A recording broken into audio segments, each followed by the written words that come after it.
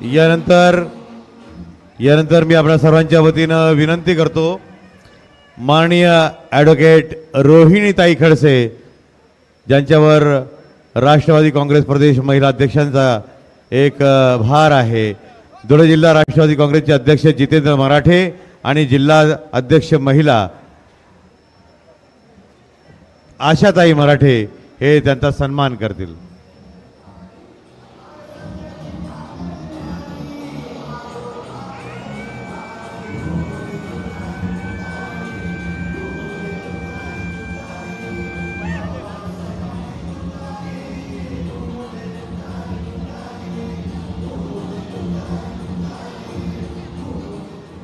त्यानंतर युवक काँग्रेसचे प्रदेशाध्यक्ष राष्ट्रवादी काँग्रेस शरद पवार गट माननीय महबूब भाई शेख यांचा सन्मान करण्यासाठी मी विनंती करतो डॉक्टर कैलाश ठाकरे आणि ललित वारोळे यांना.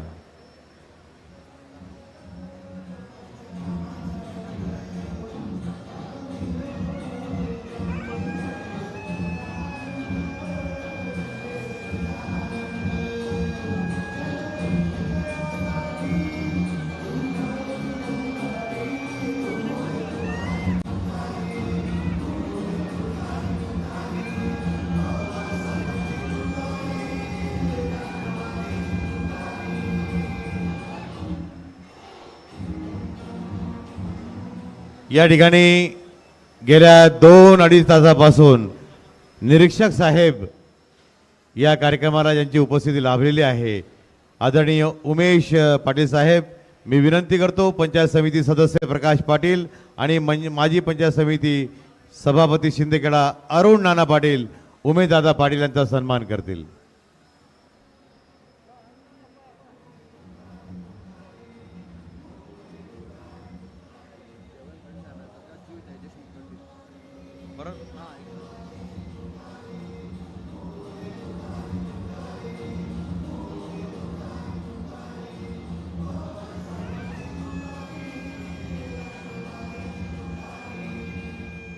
जयंत पाटीलराव साहेब यांचा पुन्हा सन्मान करण्यासाठी जोहीताई देशमुख या ठिकाणी उपस्थित आहेत.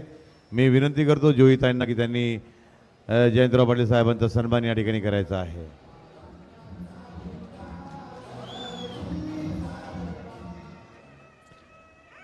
VGNT सेलचे प्रदेश उपाध्यक्ष नरेश पवार या ठिकाणी उपस्थित आहेत. मी विनंती करतो स्वप्नील त्या ठिकाणी नरेश पवार साहेबांचा सन्मान आपण करायचा आहे.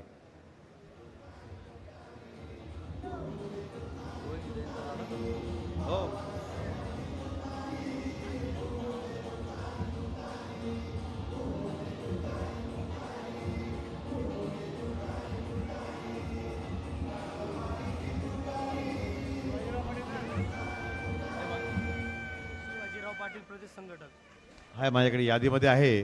प्रदेश संघटक आदरणीय शिवाजीराव दादा पाटील यांचा सन्मान या ठिकाणी होईल. शिवाजीराव पाटील साहेब यांचा सन्मान आपण करणार आहोत.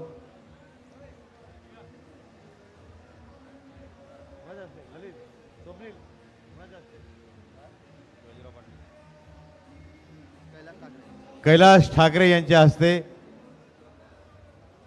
शिवाजीराव पाटील प्रदेश संघटक राष्ट्रवादी काँग्रेस शरद पवार यांचा सन्मान आपण करत आहोत. आता फक्त कार्यकर्ते विनंती करतो, अत्यंत महत्त्वाच्या मेळाव्यासाठी आलोय मित्रांनो. आपण आपल्याला परिवर्तन करायचं या मतदारसंघात. साहेबांसाठी आपण आले, त्यांना ऐकायचे. कृपया बसून घ्या, जिथं जागा भेटली तिथं बसा.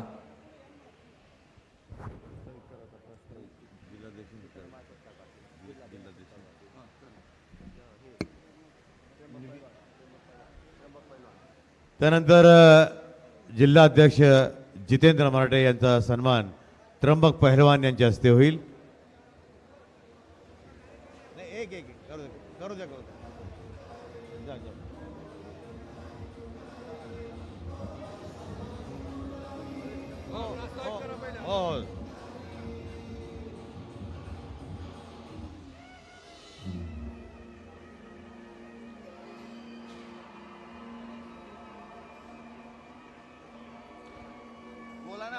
या शानदार आणि जानदार सोहळ्यामध्ये इतकी विराट गर्दी आहे की या ठिकाणी आपल्याला पाय ठेवायला सुद्धा जागा नाही. पावसाचं वातावरण असल्यामुळे आपण हा हॉल घेतला, अन्यथा हा जर हाच कार्यक्रम बाहेर ठेवला असता त्या ठिकाणी गर्दी मावली नसती. मित्रांनो, हे सर्व एका व्यक्तीमुळं, ज्या व्यक्तीनं आपल्यासाठी नेहमी कार्याचा कर्तृत्व तसा दिलेला आहे, आणि ती व्यक्ती म्हणजे कामराज भाऊसाहेब निकम. आणि आज ही गर्दी पाहून त्यांचे डोळे पाणावलेले आहेत. त्यांच्या शब्दात जर सांगायचं राहिलं कि जिंदगी का ये कारवा तो चलता ही रहेगा, जिंदगी का ये कारवा तो चलता ही रहेगा, और फूल खिले या ना खिले गुलशन में प्यार पलता ही रहेगा, और कल हम हो ना हो सफर में तुम्हारे दीप तुम्हारे प्यार का हमारे दिल में जलता रहेगा, दीप तुम्हारे प्यार का हमारे दिल में जलता रहेगा. हाँ हो आलं.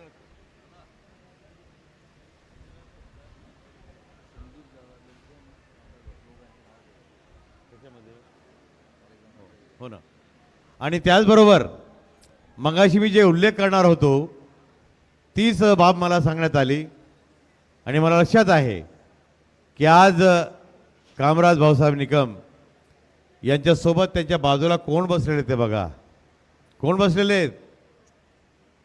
संदीप दादा बेडसे. संदीप दादा बेडसे एक उत्तुंग नेतृत्व, युवा मोर्चा त्यांनी तेव्हापासून सांभाळलेला तर आत्तापर्यंत माणसांना माणसं म्हणून जोडलेली माणसं आहेत, आणि आज ते कामराज भाऊसाहेब निकम यांच्यासोबत आहेत. संदीप दादांसाठी ही जोरदार टाळ्या होऊन जाऊ द्या. त्यांचे कुशल नेतृत्व या ठिकाणी आपण पाहत आहोत. आणि या कार्यक्रमाचा हेतू काय आहे, प्रास्ताविक काय आहे, ते करण्यासाठी मी जिल्हाध्यक्ष आदरणीय जितेंद्र मराठे सरांना विनंती करतो की त्यांनी आजच्या कार्यक्रमाचं प्रास्ताविक या ठिकाणी करायचं आहे.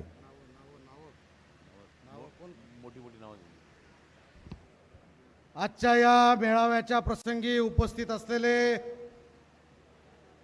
महाराष्ट्र प्रदेश राष्ट्रवादी काँग्रेस शरदचंद्र पवार पक्षाचे नेते आणि प्रदेशाध्यक्ष आमचे नेते आदरणीय आमदार जयंतरावजी पाटील साहेब, त्यांच्याबरोबर या ठिकाणी उपस्थित असलेल्या राष्ट्रवादी महिला आघाडीच्या अध्यक्षा आदरणीय रोहिणीताई खडसे, त्याचबरोबर राष्ट्रवादी युवक काँग्रेसचे प्रदेशाध्यक्ष आमचे मित्र महबूबभाई शेख, या ठिकाणी या कार्यक्रमासाठी खास करून उपस्थित असलेले आमचे धुळे जिल्हा राष्ट्रवादी काँग्रेस शरदचंद्र पवार पक्षाचे निरीक्षक आदरणीय उमेशदादा पाटील, त्याचबरोबर या ठिकाणी उपस्थित असलेले या शिंदखेडा तालुक्याचे नेते, महाराष्ट्र प्रदेश राष्ट्रवादी काँग्रेस पक्षाचे सरचिटणीस आमचे मित्र संदीपदादा बेडसे, नुकताच ज्यांनी आपल्या समर्थकांसह राष्ट्रवादी काँग्रेस शरदचंद्र पवार पक्षामध्ये प्रवेश केला आहे, ते या शिंदखेड्याचे नेते आदरणीय कामराज भाऊसाहेब, त्यांच्या सुविद्य धर्मपत्नी माजी उपाध्यक्षा जिल्हा परिषद, त्याचबरोबर उपस्थित असलेले सर्व मान्यवर ज्येष्ठ नेते NC आबा पाटील, आधाराबा पाटील, विठ्ठलसिंग अण्णा, या तालुक्याचे अध्यक्ष डॉक्टर कैलास ठाकरे, महिला आघाडीच्या जिल्हाध्यक्षा उषाताई, माजी नगराध्यक्षा जोईताई, त्याचबरोबर उपस्थित असलेले आमचे राष्ट्रवादी युवकचे जिल्हाध्यक्ष डॉक्टर मनोज महाजन, डॉक्टर जितेंद्रजी ठाकूर, अमित पाटील, माझ्या बरोबरीने राष्ट्रवादी काँग्रेस पक्षामध्ये माझे सहकारी धुळे जिल्हा राष्ट्रवादी काँग्रेसचे कार्याध्यक्ष ललित भाऊ वारुडे, गुलाबराव आबा, उपस्थित सर्व मान्यवर, फार जास्त वेळ नावं घेण्यामध्ये घेणार नाहीत. आदरणीय साहेब, या तालुक्यामध्ये पक्ष स्थापनेपासूनच या तालुक्याच्या आणि विधानसभा क्षेत्राच्या लोकांनी आदरणीय पवार साहेबांच्या विचारांवर प्रेम केलेलं आहे, आणि आदरणीय पवार साहेबांच्या विचारांवर प्रेम करून या तालुक्यामध्ये अतिशय चांगल्या पद्धतीचं संघटन या सर्व उपस्थित मान्यवरांच्या माध्यमातून संदीपदादा बेडसे असतील, आणि आता त्यांना कामराज भाऊसाहेबांची साथ लाभते आहे, या सर्वांच्या माध्यमातून अतिशय चांगल्या पद्धतीने याच्याही पेक्षा जास्त पटीने चांगल्या पद्धतीने होईल असा विश्वास या निमित्ताने व्यक्त करतो। साहेब, या मतदारसंघामध्ये पक्ष स्थापनेच्या वेळेसच सुरुवातीला या मतदारसंघात तेव्हा शहादा दोंडाईचा मतदारसंघ होता, नानासाहेब देशमुख प्रथमतःच राष्ट्रवादी काँग्रेस पक्षाचे आमदार झाले आणि मंत्री झाले। त्यानंतर 2 निवडणुकांमध्ये मात्र काँग्रेस पक्षाने या ठिकाणी उमेदवारी केली। मात्र त्यानंतर 2014च्या निवडणुकीत असेल, 2019च्या निवडणुकीत असेल, या मतदारसंघामध्ये आदरणीय संदीपदादा बेडसे यांनी अतिशय चांगल्या पद्धतीने संघटन करून विधानसभेच्या निवडणुका लढवल्या। 2014च्या निवडणुकीमध्ये संदीपदादा बेडसेंना 52,000 मतं या मतदारसंघातील जनतेने दिले आणि त्यानंतर 2019च्या निवडणुकीमध्ये साहेब आदरणीय मोठ्या साहेबांच्या विचारांनी प्रेरित होऊन आणि आपल्या मार्गदर्शनाखाली या मतदारसंघातील मतदार बंधू भगिनींनी या 2019च्या निवडणुकीमध्ये संदीपदादा बेडसे यांना तब्बल 72,000 मतं या ठिकाणी दिली। परंतु मतांचं ध्रुवीकरण होऊन संदीपदादा बेडसे यांचा पराभव झाला। सर्व लोक एकत्र राहिली असती, अपक्ष उमेदवार राहिले नसते तर संदीपदादांचा विजय निश्चित होता। परंतु आगामी काळामध्ये या 2024च्या विधानसभा निवडणुकीमध्ये आदरणीय संदीपदादा बेडसे, त्यांचे सगळे पदाधिकारी कार्यकर्ते यांचं मी कौतुक करेल की पक्षफुटीनंतर ही सगळी कार्यकर्ते मंडळी आपल्या शरदचंद्र पवार पक्षाच्या व्यासपीठावर टिकून होती आणि यांनी प्रामाणिकपणे आदरणीय पवार साहेबांच्या नेतृत्वावर विश्वास ठेवला आणि आपल्या मार्गदर्शनाखाली अतिशय चांगलं काम खऱ्या अर्थाने या निष्ठावंतांनी केलेलं आहे आणि हा निष्ठावंतांचा मेळावा आपल्या नेतृत्वाखाली आज पार पडतो आहे। आदरणीय साहेब, या निमित्ताने एक गोष्ट नमूद करू इच्छितो। जिल्हाध्यक्ष म्हणून मला या ठिकाणी प्रास्ताविकाची संधी मिळाली आहे।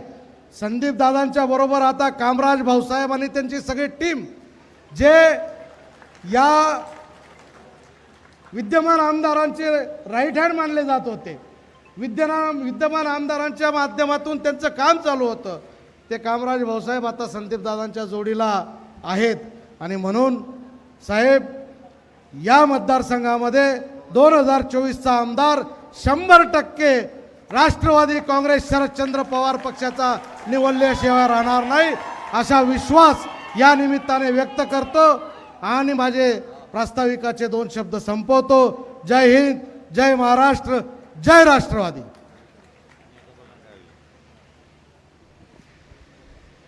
भारत आणि ऑस्ट्रेलियाची फायनल T20 मॅच कोणी कोणी बघितलेली होती? मी पण बघितलेली होती। 30 बॉल 30 रन, पण हार्दिक पांड्याने काय केलं आणि सूर्यकुमार यादवचा जो कॅच होता तो कॅच आफ्रिका, मला हेच बघायचं होतं की तुम्हाला माहिती आहे की नाही। हां, साऊथ आफ्रिका होती। हां, तुम्ही जागरूक आहेत। तर तो जो कॅच घेतला ना, त्या कॅचचा ॲक्शन रिप्ले आजही मी वारंवार बघतो। सूर्यकुमार यादवने घेतलेला कॅच आणि ते असं वाटतं की बघतच राहावं। मग 20 तारखेला साहेबांनी शरदचंद्र पवार गटामध्ये जेव्हा प्रवेश केला तेव्हा तो व्हिडिओ तुम्ही बघत होतात, तर मला असं वाटतं की तो व्हिडिओ आपण परत बघावा। म्हणून मी विनंती करतो जयंतराव पाटील साहेबांना की तो व्हिडिओ त्यांना पाहण्यासाठी आपण आपल्या हस्ते पुष्पगुच्छ देऊन पुन्हा त्यांचा सन्मान करावा, कामराज भाऊसाहेब निकम यांचा, अशी सर्वांची इच्छा आहे।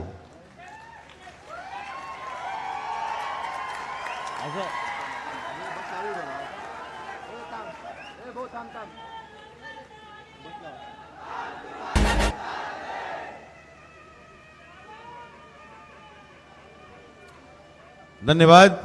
यानंतर मी विनंती करतो ललित दादा बारोडे यांना की आपण आपले 2 शब्द या ठिकाणी मनोगत व्यक्त करायचं आहे।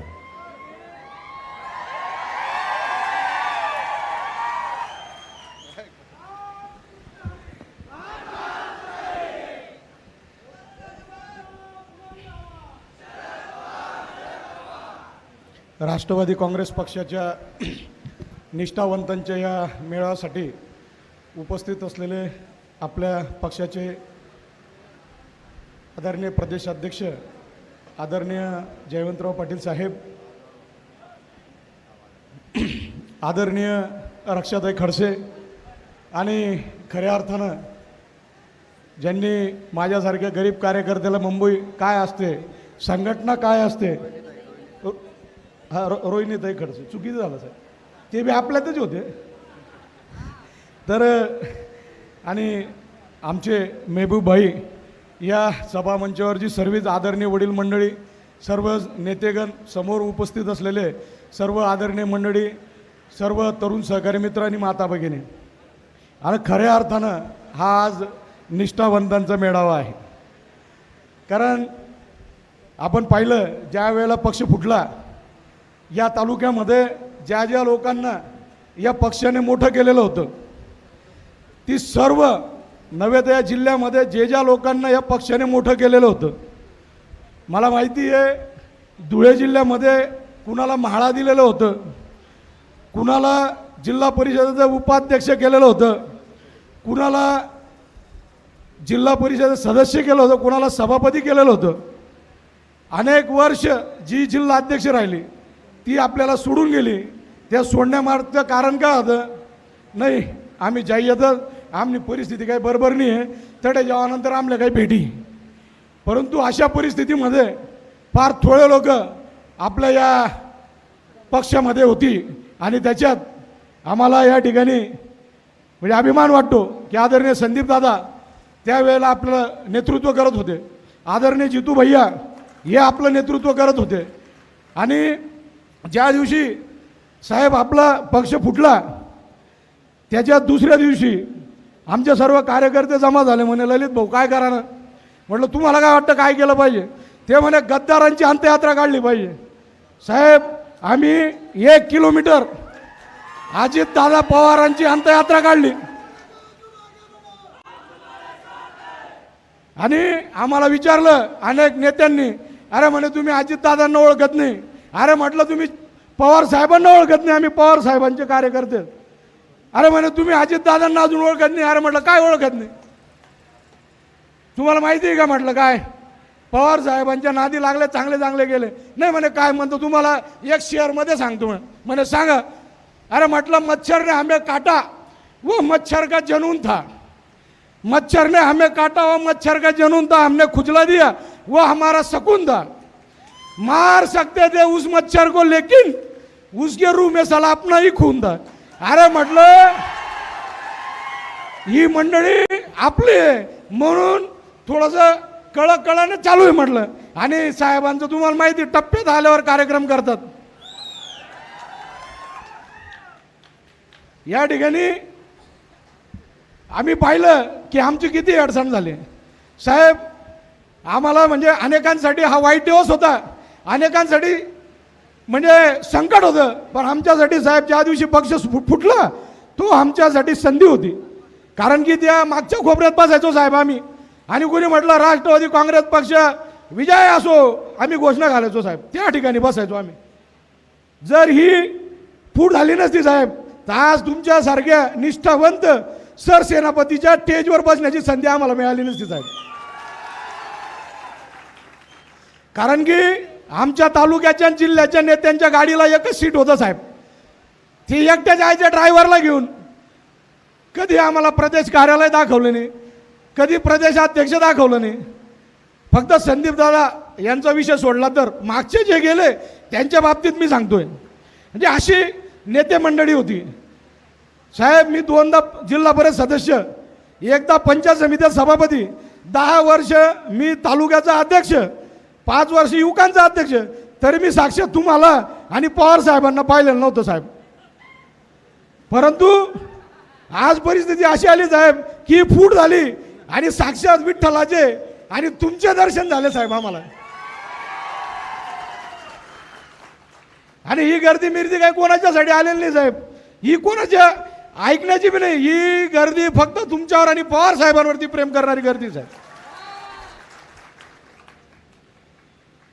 आणि म्हणून आज अनेक लोक सांगायचे साहेब तुम्ही इकडे चालले जा, तुम्ही तिकडे चालले जा. अरे आम्ही इकडे तिकडे काय जातो, तुमचा ढाण्या वाघ इकडे येऊन गेलेला आहे.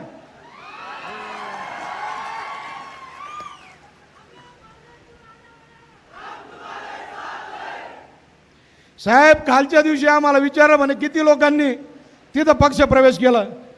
साहेब आमच्याकडे 20 पंचायत समिती सदस्य आहेत, त्याच्यापैकी 7 पंचायत समिती सदस्यांनी त्या दिवशी पक्ष प्रवेश केला.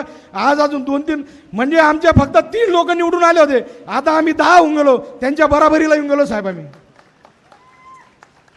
आज येणाऱ्या विधानसभेला माझं सर्वांना एक विनंती, हा संदीप दादा, हा ललित दादाचा आणि हा कामराज भाऊसाहेबाचा, इथं आपण आज वचन घ्यायचं आहे की महाविकास आघाडीने जर कुणालाही उमेदवारी दिली तर गट तट न विचार करता जो कोणी आपला उमेदवार असेल ते शरद पवार असतील असं सांगून आपल्याला या ठिकाणी आपल्या विचारांचा आणि राष्ट्रवादी काँग्रेस पक्षाचा माणूस निवडून द्यायचा आहे.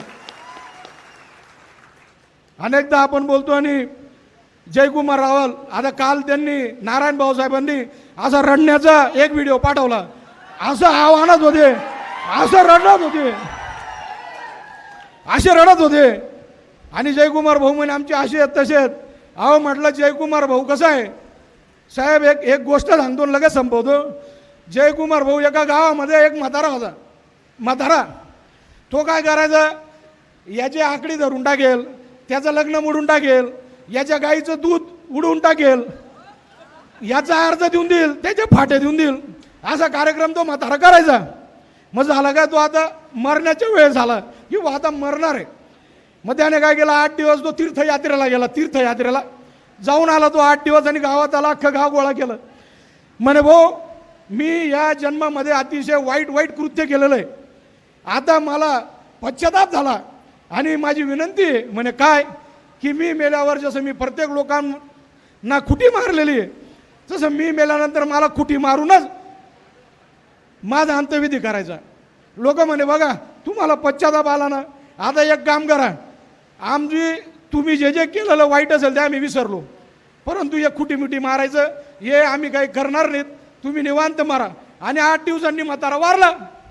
म्हातारा वारल्यानंतर गाव गोळा झालं, महिलांमध्ये चर्चा सुरू झाली. बाई म्हणे तो इथला खंतड होता आणि तो असा होता आणि मरानंतर ही, आणि त्याने खुटी मारायला सांगितलं, खुटी मारणीच पडी. लोक म्हणे अरे नाही नाही नाही नाही, बाकीचे बाया म्हणे नाही करणंच पडी असं नाही. मग ठरलं एक मताने की खुटी मारणी पडी भाऊ, दल्लानी शेवटली इच्छा होती. यांनी खुटी मारली, अंत्ययात्रा सुरू झाली. आणि अंत्ययात्रा जेव्हा 20व्याच्या ठिकाणी आली तिकडून पोलीस गाडी आली. पोलीस म्हणे थांबाडा थांबाडा, म्हणे काय व्हाय ना, अरे म्हणे या म्हाताराचं तुम्ही पार्थिवाला काहीतरी छेडछाड केली. म्हणे नाही साहेब, ही खुटी कोणी मारली, म्हणे आम्ही सर्वांनी मारली, म्हातारा सांगून गेला होता. अरे म्हातारा 8 दिन पहिले अर्ज दिखायचा म्हणे की या लोक इथला नालायक आहेत की मला मरानंतर खुटी मारतील, म्हणजे जो मरानंतर खुटी मारी गया आज जाऊन नालायक म्हातारा आहे. आज जाऊन लढी कुडी आवानी जातपात करी. जातपात ते आपल्या नवीन नाही आहे ना, काय करा जयकुमार रावांनी जातपातच केली ना. हे धंदे करेल, आता रडेल कुडेल जातपात करेल, पण लक्षात ठेवायचं आता. आणि हे सर्व करायला लावणारे त्यांच्या पितामह इथं बसलेले आता कामराज भाऊसाहेब,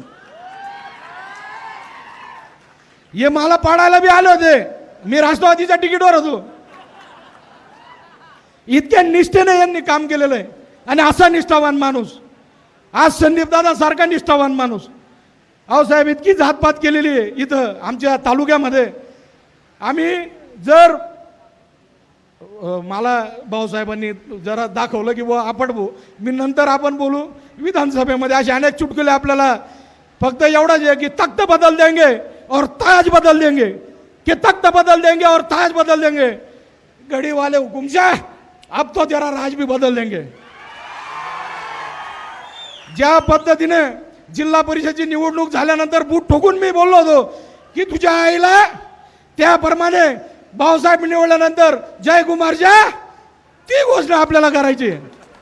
थांबतो. जय हिंद, जय महाराष्ट्र, जय राष्ट्रवादी.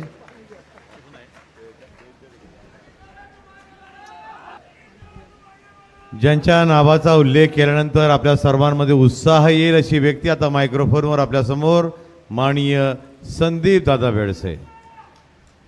संदीप दादा तुम आगे बढ़ो. माननीय जयंत पाटील साहेबांची परवानगी घेऊन थोडंसं कार्यक्रमात एक सर ॲड करतो. ज्या कामराज भाऊसाहेबांच्या मागे गेले कित्येक अखंड वर्ष त्यांच्या सौभाग्यवती ज्यांनी जिल्हा उपाध्यक्ष म्हणून कामकाज पाहिलेलं आहे, त्यांचाही त्यांच्या रूपाने ते सगळेच आले, भाऊसाहेबांची मुलं भेटले, सगळे भेटले. परंतु माझी अशी इच्छा आहे, सौभाग्यवती कुसुमताई निकम याचा सत्कार रोहिणी त्यांनी करावा. कारण एक महिला ताईंनी जे काम केलेलं आहे सगळं, ताई उठा, ते बुके तिथे खाली बघा, मी त्यामुळे बुके ठेवून घेतला तिथं माझ्या डोक्यात आल्यावर.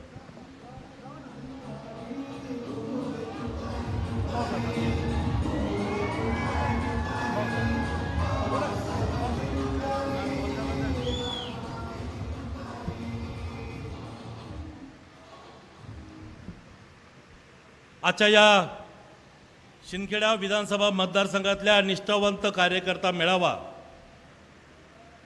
व परवाच आपले सर्वांचे दैवत आदरणीय पवार साहेबांच्या उपस्थितीत, जयंत पाटील साहेबांच्या उपस्थितीत आपले सर्वांचे लाडके नेते ज्या कामराज भाऊसाहेबांचा राष्ट्रवादी काँग्रेस पक्ष शरदचंद्र पवार पक्षात प्रवेश झाला, त्यांच्यासोबत काही बरेचसे सरपंच मंडळी, काही पदाधिकारी भाजपातले राहिले होते. त्यांच्या प्रवेश सोहळ्याच्या निमित्ताने मंचावर उपस्थित येणाऱ्या ऑक्टोबर महिन्यात या राज्याच्या मुख्यमंत्री पदाचे शपथ घेणारे आमचे प्रदेशाध्यक्ष आदरणीय जयंत पाटील साहेब व्यासपीठावर महिलांच्या प्रदेशाध्यक्ष आदरणीय रोहिणीताई खडसे, युवकांचे प्रदेशाध्यक्ष अतिशय छोट्या समाजात आलेला युवक, संपूर्ण राज्यात चांगली बांधणी करून मोठा झालेला असे आमचे मित्र महबूबभाई शेख, पक्षाचे या जिल्ह्याचे निरीक्षक आदरणीय उमेशदादा पाटील, पक्षाचे ग्रामीण जिल्हाध्यक्ष आदरणीय जितू भैया मराठे, जिल्हा कार्याध्यक्ष जिल्हा परिषद सदस्य ललितदादा वारुडे, युवक जिल्हाध्यक्ष मनोज भाऊ महाजन, महिला जिल्हाध्यक्ष आदरणीय उषाताई पाटील, पक्षाच्या स्थापनेपासून आपल्या तालुक्यात पवार साहेबांसोबत कार्यरत असणारे आदरणीय NC पाटील, आदरणीय आधाराबा पाटील, आदरणीय विठ्ठलसिंग अण्णा, मंचावर उपस्थित जुईताई देशमुख, अमितजी पाटील, नंदुरबार जिल्हा परिषदेच्या कृषी सभापती हेमलताताई शितोळे, डॉक्टर नितीन चौधरी, डॉक्टर जितेंद्र ठाकूरजी, अमितजी पाटील, गिरजाला रामरोख्या, कयूमदादा, राजूबाबू देशमुख, काही नावं कोणाचे सुटले असतील तर सगळेच इथं मान्यवर उपस्थित, पण तेवढेच सगळे मान्यवर बसलेले आहेत. पक्षावर प्रेम करणारे सगळे पदाधिकारी, निष्ठावंताचा मेळावा, त्यासोबत भाजपातनं आलेले ज्यांनी इतक्या वर्ष तिथं निष्ठा केली साहेब, त्यांच्या निष्ठेची किंमत कवडीमोल केली त्या जयकुमार रावलने. परंतु ती निष्ठा इथं बघून आलेले त्यांनाही या निष्ठावंत मेळाव्यात गेले, सर्वांचं मनपूर्वक स्वागत करतो. तसेच आलेले पत्रकार बंधू आणि मित्रांनो, साहेब या मतदारसंघाची व्यथा ललित वारुडे आणि कामराज भाऊसाहेबांनी मांडली. 2014 पासून 2014, 2019 दोन विधानसभा निवडणुका इथं मी लढलो. गेले 15 वर्ष शिंदखेडा विधानसभा मतदारसंघात जयकुमार रावल प्रतिनिधित्व करतायत आणि त्याच्या 5 वर्ष आधी दोंडाईच्या शहादा मतदारसंघ म्हणजे शिंदखेडा तालुक्यातला काही अर्धा भाग जयकुमार रावल म्हणजे गेले 20 वर्ष या मतदारसंघावरती प्रतिनिधित्व करत असताना हा मतदारसंघ सिंचनापासून उपेक्षित राहिलेला आहे, रोजगारापासून उपेक्षित राहिलेला आहे. साहेब हा इतका थापड आमदार आहे. 2014ची निवडणूक मी प्रचार करत असताना बघितलं, भाऊसाहेब तर आता आहेतच, ते होते तिथं. हे आणि यांचा पूर्ण परिवार रडून रडून जनतेमध्ये जात होते की भाऊले निवाड द्या, आता आपलं सरकार येणार आहे, मोदींची हवा होती आणि भाऊंना मंत्रिपद मिळणार आहे.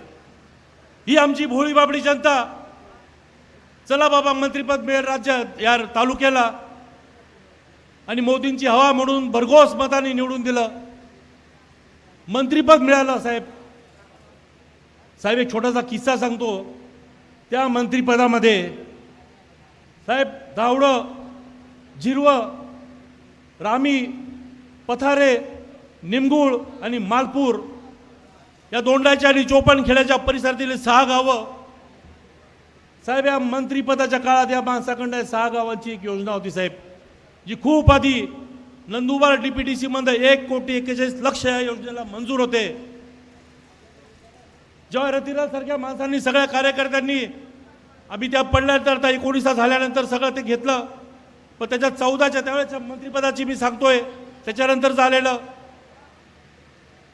14,76,00,000चं काम अमरावती प्रकल्पापासून बलदाने धरणात ते पाणी टाकण्याचं काम, 7 किलोमीटर कालव्याचं काम साहेब याच्या मंत्रिपदाच्या कालावधी त्याच्याकडनं झालं नाही. त्यावेळेस त्याच्या तत्कालीन मंत्री, अर्थमंत्री सुधीर मुनगंटीवार होते. खरोखर मंत्रालयात बसत नव्हतं, नियमात बसत नव्हतं, कारण ते योजनेचं हेड बंद झालेलं होतं. पण ती इच्छाशक्ती, कार्यशक्ती त्या नेत्यांमध्ये लागते. 19ला महाविकास आघाडीचं सरकार आलं, आदरणीय जयंत पाटील साहेब जलसंपदा मंत्री झाले.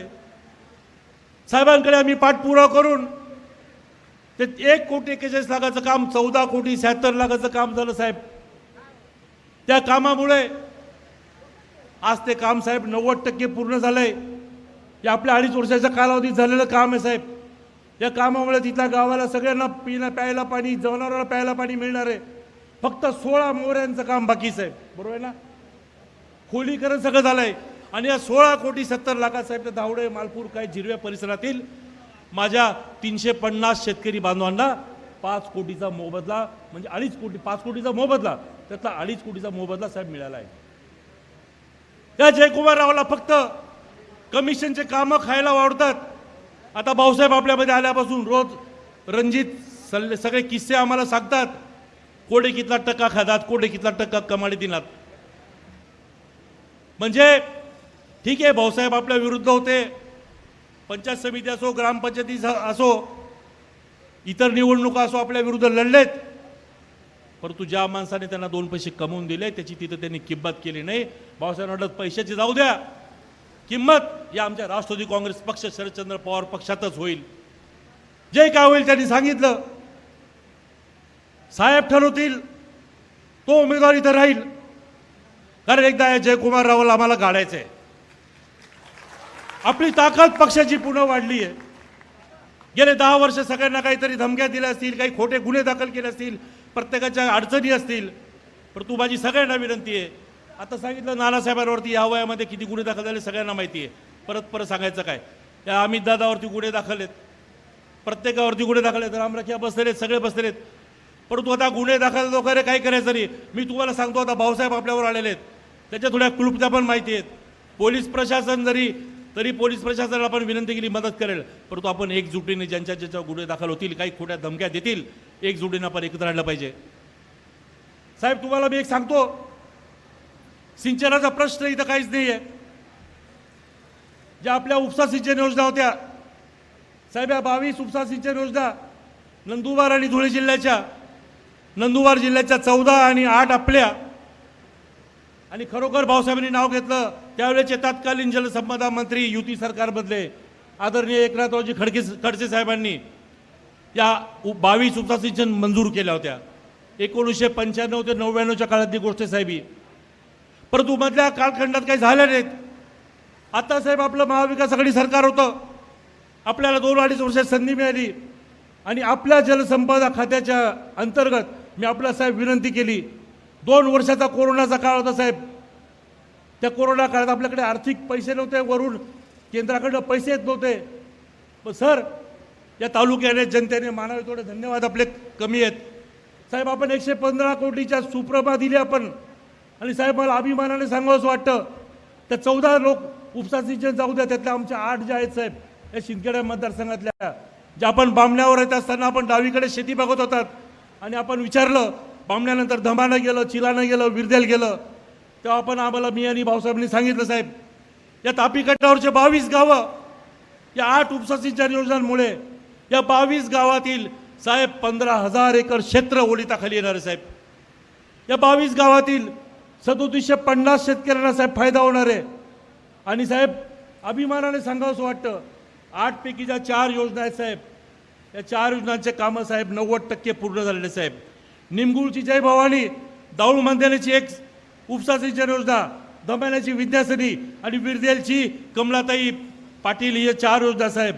याच्यामुळे साहेब, या 4 योजनामुळे दिवाळीमध्ये या ज्या 4 योजनांचं पाणी आहे त्या तुमच्या शेतापर्यंत आल्याशिवाय राहणार नाही. त्याचं श्रेय जयंत पाटील साहेबांना द्यायला पाहिजे. माझी आपणास विनंती आहे, सर्वांनी टाळ्या वाजवून जयंत पाटील साहेबांचं अभिनंदन करावं. साहेब, सत्ता नव्हती पण आपण सगळ्यांनी खूप दिलं साहेब या तालुक्याला. आम्ही भांडलो, आपल्यासाठी केलं. ललित म्हटला की आम्ही सुद्धा जिल्हा परिषद सदस्य होतो साहेब. सगळेच कार्यकर्ते थोडेफार वंचित राहिलेत, कारण तालुक्यामध्ये सुद्धा साहेब कामराज निकमांसारखे मातब्बर नेते त्यांच्याकडे होते. ते आम्हाला साहेब पंचायत समिती, जिल्हा परिषद सगळीकडे आमच्या धारातीर्थी करायचे कामं करायचे आहेत. या पुढील काळात कामराज भाऊसाहेब आम्हाला सगळेजण सांभाळून घेणार. या पक्षाची ताकद सगळी वाढेल. आणि साहेब सांगतो, या मागच्या 2.5 वर्षामध्ये आपण काय काय दिलं या तालुक्याला. हा जयकुमार रावल या तालुक्याला नेहमी सांगतो की मी शिक्षण देणार, मी रोजगार देणार आणि मी काय सिंचन देणार. साहेब, या सिंचनामध्ये साहेब या जयकुमार रावलाने वाडी शेवाडे धरण होणार होतं, तिथल्या जमिनी लाटल्या. धरणाजवळच्या जमिनी कवडी मोल भावाने घेणार. आणि साहेब सांगतो 86 गाव पाणी पुरवठा योजना, साहेब ही योजना तुम्ही मंजूर केली, आम्ही प्रयत्न केले, रात्रंदिवस कोरोनामध्ये फिरलो साहेब. 20 वर्ष मंत्री आमदार असताना या माणसाकडं या 86 गावाला प्यायला पाण्याची व्यवस्था झाली नाही साहेब. आपल्या सरकारमध्ये साहेब 304 कोटीची योजना साहेब आपण ही मंजूर केली साहेब. फक्त आपलं नशीब असे साहेब, एकनाथ शिंदे या खोके सरकार हे आलं, या गद्दारांनी आपलं सरकार पाडलं आणि एकनाथ शिंदेच्या काळात त्याचा कार्यारंभामध्ये सुरू झाला साहेब. आयता बिळवर नागोबा, आपण सगळ्यांची मेहनत करी, नारळ फोडाले अवघडीवाला. त्या ते जाऊ द्या, कहाण्या अशा आहेत अजून. भाऊसाहेब सांगू का, ओपन बोलू, याला विचारा, या जयकुमार रावाला त्याच्या बाकीच्या पिल्ल्यांना विचारा. माझी तुम्हाला विनंती आहे, या 86 गावाची यादी तुम्हाला सगळ्या बातम्या आल्या, सगळं आलेलं आहे. तुम्हाला मी तोंडीपाठ सगळं सांगतो. या 86 गावामध्ये याने फक्त पाईपलाईन टाकण्याचं कामं केलेत. पण त्या पाईपलाईनपर्यंत ज्या तापीवरनं रायझिंग मेनने पाणी यायला पाहिजे, आपण तिथं सोय केली त्या एस्टिमेटमध्ये, सोलरची सोय केलेली आहे. एक एक्झिक्युटिव्हला एक चीफ इंजिनियर सांगितलं होतं, इथं सोलर एनर्जी द्या, जेणेकरून त्या ग्रामपंचायतीवरती इलेक्ट्रिसिटीचा भार पडणार नाही, ग्रामपंचायतच्या लोकांना ते जास्त पैसे द्यावे लागणार नाही, विजेचे बिलं भरावे लागणार नाही. परंतु रायझिंग मेन, अरे तापीमधूनच पाणी उचललं जाणार नाही तर गावात पाणी येईल कुठे. साहेब याने काय केलं, ठेकेदाराकडनं अमुक टक्केवारी घेतली. बोलत नाही मी जाहीर आता साहेब, टक्केवारी घेतली आणि ठेकेदाराने पहिले पाईप टाकलेत. पाईपवाल्यांकडनं कंपन्यांमध्ये साहेब 40% कमी स्वस्तामध्ये पाईप मिळतात. मी पण सिव्हिल इंजिनियर आहे, स्वस्तामध्ये पाईप मिळतात. त्याचे साहेब हजारो कोटीचे, 70, 80, 100 कोटीचे बिलं काढलेत. एवढा मोठा भ्रष्टाचार आहे. तुम्हाला पाणी अजून पण मिळणार नाही. पाणी मिळेल ऑक्टोबर नंतर, आपलं सरकार आल्यातच पाणी मिळेल. त्याची आम्ही भाऊसाहेबांना मी विनंती केली, त्याची आम्ही चौकशी करू, इन्क्वायरी करू. सरकार त्यांचं आहे, कागद घेतात, फेकून देतात. परंतु खोटे कागद आले, खोट्या गुन्ह्याचे कागद आले तर ते कागद पहिले कामाला लावले जातात. असे प्रकार यापुढे होणार नाहीत. कामराज भाऊसाहेबांच्या रूपाने, सगळ्यांच्या रूपाने राष्ट्रवादी काँग्रेस पक्ष, शरदचंद्र पवार पक्ष याची ताकद निश्चितपणे वाढलेली आहे. पक्षासोबतच महाविकास आघाडीची ताकद या मतदारसंघात चांगली वाढलेली आहे. ललितदादाने खुटीचा काहीतरी एक तुम्हाला एक उदाहरण दिलं. ललितदादा खुटीवर काही जाऊण्यात आहे. राज्य सरकारचं धोरण आहे, शेतकऱ्यांचं पिकत नसेल, अवकाळी पाऊस येत असेल, बांबूची लागवड करा, बांबूमधून उत्पन्न मिळेल. आपल्या तालुक्यात पण बांबूची लागवड करा, याच्यापुढे आपल्याला बांबू लावायचे आहेत, एवढं लक्षात ठेवा. शेतात तर लावायचेच आहेत, कुठे कुठे लावायचे ते तुम्ही ठरवून घ्या. आता गडीला सुरुंगता पण लावलंच आहे. गडीचा एक बुरुज आता याच्या पुढील काळ ढासळणार आहे साहेब. आणि तुम्हाला आदरणीय मोठ्या साहेबांना पण मी भेटलो होतो. तुम्ही सगळेच जण साहेब तसं बघितलं तर पक्षाच्या नेत्यांशी सगळी चर्चा होत असताना आपण आमच्यावरती थोडे नाराज असतात, खास करून धुळे आणि नंदुरबार जिल्हा. कारण आम्ही दोघं जिल्हे साहेब आपल्याला तसं प्रतिनिधित्व देऊ शकलो नाही आजपर्यंत, गेल्या 10-15 वर्षात दिलेलं नाही. पण या पुढील काळात या दोघंही जिल्ह्यात साहेब चांगल्या पद्धतीचं प्रतिनिधित्व आपल्या पुढे राहील एवढी मी आपल्यास ग्वाही देतो. साहेबांना पुढचे कार्यक्रम आहेत, बोलण्यासारखं भरपूर आहे. कामराज भाऊसाहेब, आम्ही सगळे जे स्टेजवर बसलेली सगळी मंडळी, ललितदास वाडू सगळे मातबर नेते, डॉक्टर कैलास ठाकरे तालुका अध्यक्ष, बरीचशी गँग आहे, दयाराम कुंवरसारखे सगळी मंडळी, आम्ही एक पक्षाची वाढ करण्यासाठी साहेब कोणाला कोणा पिंजून काढू आणि जो कोणी अत्याचार करत असेल या भाजपवाल्यांना माझा इशारा आहे, त्यांना आपण गुचूप केल्याशिवाय राहणार नाही. आणि त्या नारायण बाजीरावचा किस्सा सांगतो. मोबाईल पुढे रडतात, या नारायण बाजीरावच्या मोबाईल पुढे रडतात. त्या नारायण बाजी कोडद्या गावातले किती आले? जुनं कोडदं नवं कोडदं कोण कोण आले? तुम्ही नवं कोडदं जुनं कोडद्याला जाऊन सांगा, या नारायण बाजीरावला खोटं रडतो म्हणा, त्याच्या डोळ्यातले खोटे अश्रू काढतो. आपल्या शेतात पाणी देणारे आहेत ते जयंत पाटील साहेब आहेत. दिवाळीला तुमच्या शेतापर्यंत पाणी येणार आहे. काम चालू आहे का नाही चालू आहे? मी खोटं बोलतोय का? साहेबांना सांगा. दीपावलीपर्यंत जिजाऊरावणा कुठे आहेत? लिपुसा सिंचन योजनेचे सगळे अध्यक्ष तिथं आलेले आहेत. काम चालू आहे का नाही साहेब? हे सगळे कामं साहेब तुम्ही केलेले साहेब. पाठपुरावा करणारे आम्ही आहोत साहेब. आम्ही प्रयत्न करायचं काम आहे, परंतु साहेब आशीर्वाद देण्याचं काम तुमचं आहे साहेब. तुम्ही या तालुक्याला भरभरून दिलं आहे साहेब सगळ्यांनी. थोडीफार सत्ता असे ना, विकासाची कामं दिले साहेब पुढे. या पुढील काळात आम्ही सगळी कामं पूर्ण करू साहेब. हा तालुका सुजलाम सुफलाम करू. शिरपूर तालुक्याच्या सारखा शितगड तालुक्याला राहणार नाही एवढी आपल्याला ग्वाही देतो. सर्वचे मी आभार मानतो. थांबतो. जय हिंद, जय राष्ट्रवादी. एकदा एक घोषणा द्या. राम कृष्ण हरी. महाराष्ट्राचा बुलंद आवाज. जयंत पाटील साहेब तुम आगे बढ़ो. धन्यवाद.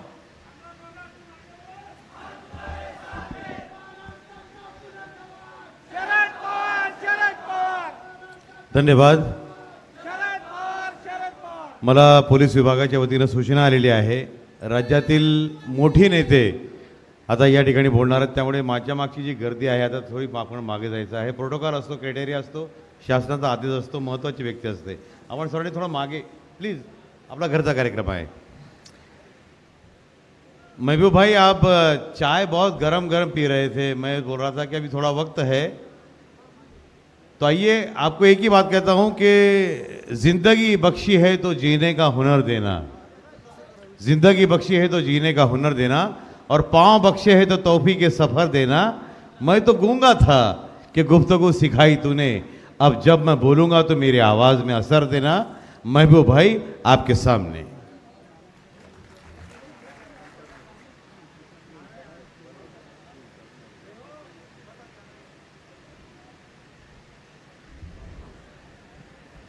आज सिंदखेडा येथे कामराज भाऊसाहेब निकम यांच्या प्रवेशानंतर होणाऱ्या पहिली सभा ज्यांच्या प्रमुख उपस्थित होत आहे ते राष्ट्रवादी काँग्रेस पक्षाचे प्रांताध्यक्ष, आणि ज्यांनी राष्ट्रवादी काँग्रेस पक्ष हा पक्ष नाही तर तो परिवारी भावना महाराष्ट्रातल्या प्रत्येक कार्यकर्त्याच्या मनामध्ये रुजवली असे पवारसाहेबाचे निष्ठावंत सेनापती आदरणीय जयंत पाटील साहेब, व्यासपीठावर उपस्थित महिलांच्या प्रदेशाध्यक्षा रोहिणीताई खडसे, या जिल्ह्याचे निरीक्षक उमेशदादा पाटील, ज्यांनी आत्ताच अभ्यासपूर्ण भाषण केलं ते माझे मित्र मोठे बंधू संदीपदादा बेडसे, व्यासपीठावर उपस्थित जिल्ह्याचे अध्यक्ष जितेंद्रजी मराठे, कार्याध्यक्ष ललित भाऊ वारूड, आमच्या जुहीताई देशमुख,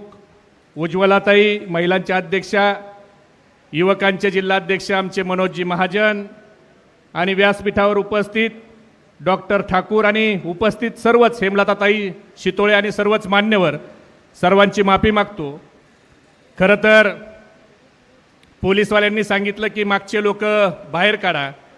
साहेब, आमच्या कार्यकर्त्यापासून आम्हाला काहीच धोका नाही, हे कार्यकर्ते आमचे आहेत, तुम्ही काय ताण घेऊ नका. आमचं संरक्षण करायला आता लोकसभेच्या नंतर आम्हाला पोलीस दिसायला लागली, लोकसभेच्या अगोदर हेच छातीचा कोट करून कार्यकर्ते आमच्या संरक्षणाला होते.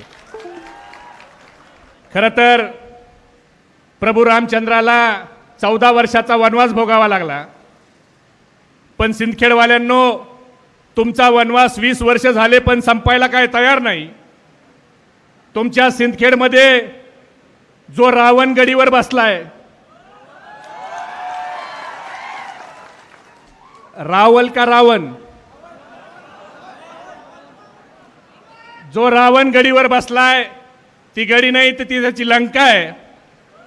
आणि त्याला एवढा अहंकार झालाय, जसा रावणाला अहंकार झाला होता की माझं कुणी काही करू शकत नाही, मी अपरिचित योद्धा आहे, असा जो अहंकार रावणाला झाला होता तोच अहंकार ह्या दोंडाईच्या रावणाला झालाय.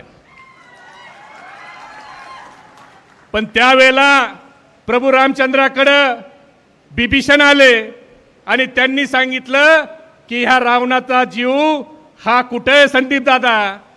तसं आपल्याकडं आता बिभीषण आलेत, त्यांना माहित आहे ह्या रावणाचा जीव कुठे आहे.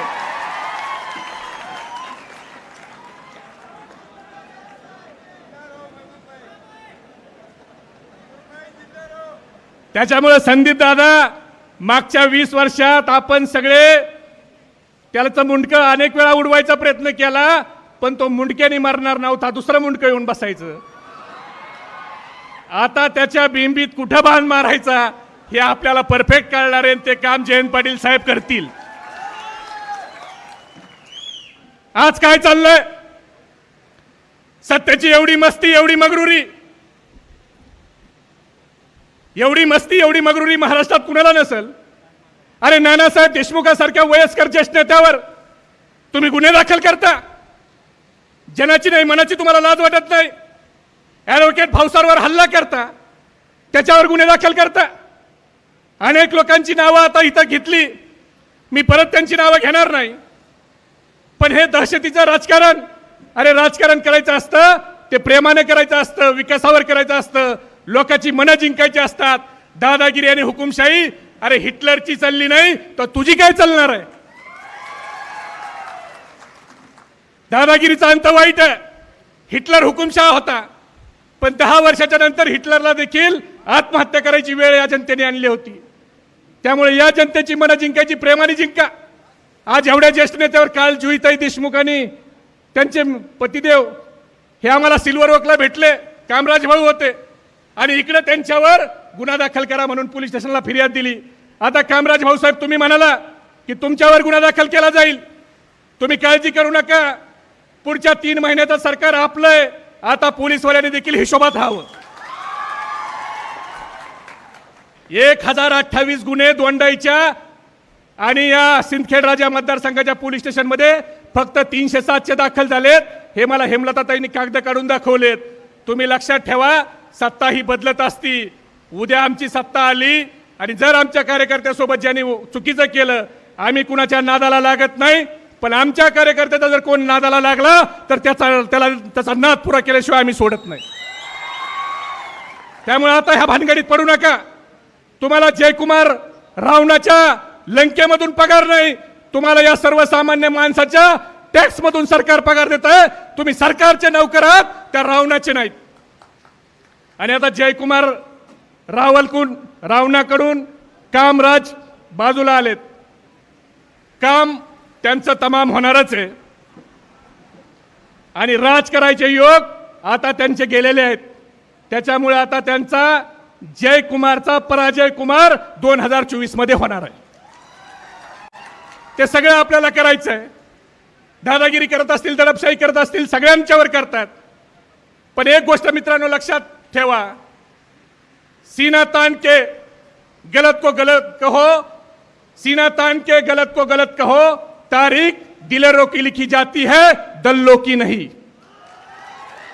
त्यामुळे जे चुकीचं घडतंय त्या चुकीच्या घड्याला चुकीचं म्हणायसाठी आपल्याला काही किंमत मोजावी लागली तर तुम्ही त्याची चिंता करू नका.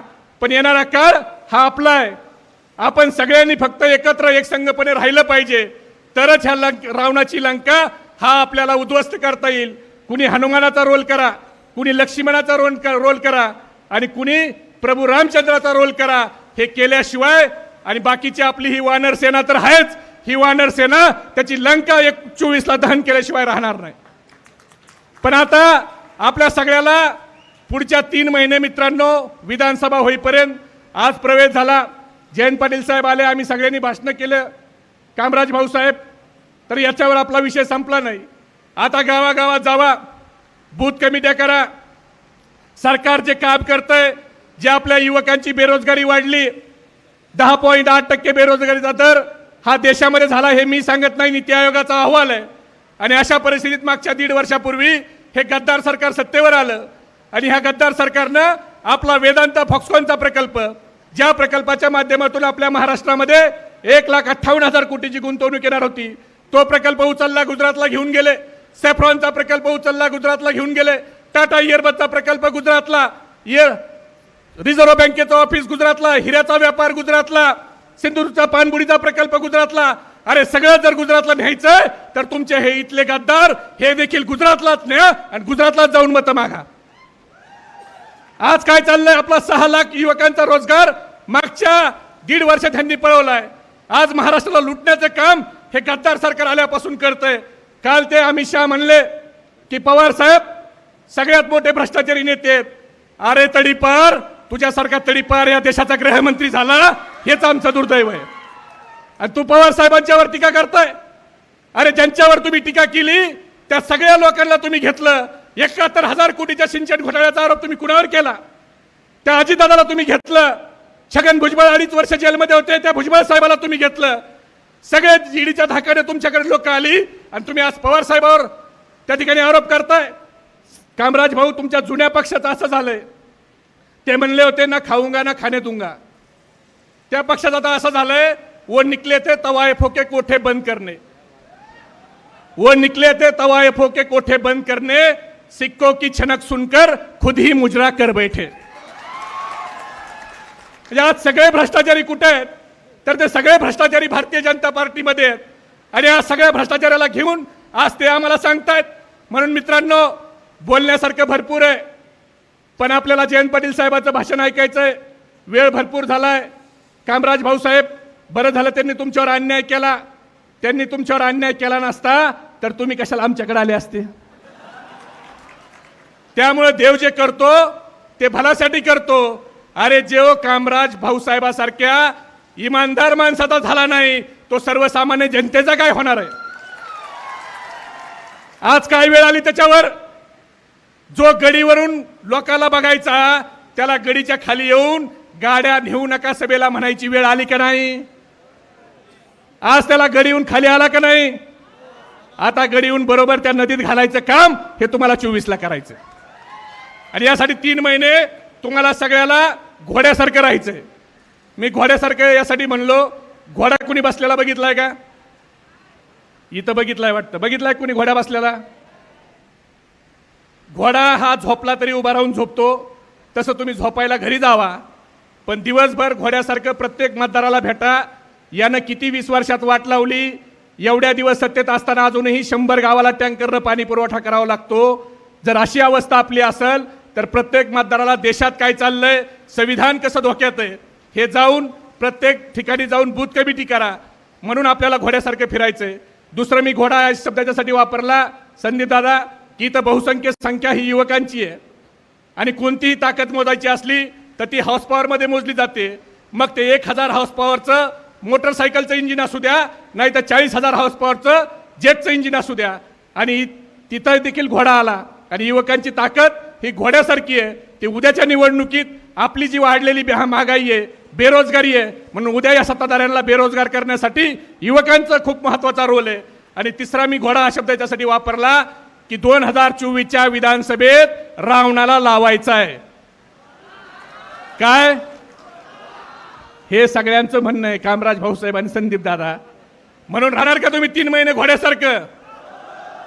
एवढ्या कमी आवाजात आमदार सोडा, नगरसेवक निवडून यायचा नाही आपला. ते दोंडायच्याची लंका हल्ली पाहिजे असा आवाज तुमचा पाहिजे. जयंत पाटील साहेबाला ऐकायला आला पाहिजे. राहणार का 3 महिने घोड्यासारखं? मग मी घोषणा देतो, हात वर करून घोषणा द्या. आपला हात वर असताना शेजाऱ्याकडे लक्ष ठेवा. ज्याचा हात खाली आहे समजून घ्या, विरोधी पार्टीचा आपलं काय चाललंय ऐकायला आलाय. मी तुमच्यावर लक्ष ठेवतो, तुम्ही इकडे स्टेजवर कुणाचा हात खाली लक्ष ठेवा. छत्रपती शिवाजी महाराज की. शरद पवार साहब तुम आगे बढ़ो. जयंत पाटील साहब तुम आगे बढ़ो. जयंत पाटील साहेब तुम आगे बढ़ो. राष्ट्रवादी काँग्रेस पक्षाचा धन्यवाद. जय हिंद, जय महाराष्ट्र, जय राष्ट्रवादी. महबूब भाई, आपने बोलते रहना और हमने सुनते ही रहना, ऐसा आप बोल रहे थे यार। क्या बात हुई, जोरदार थालियां हो जाए। मी मंचावरील सर्व मान्यवरांची माफी मागतो, थोडासा प्रोटोकॉल चेंज करतो। जुहीताई देशमुख या ठिकाणी बोलणार आहे 1-2 मिनिटासाठी, आपली परवानगी असेल तर।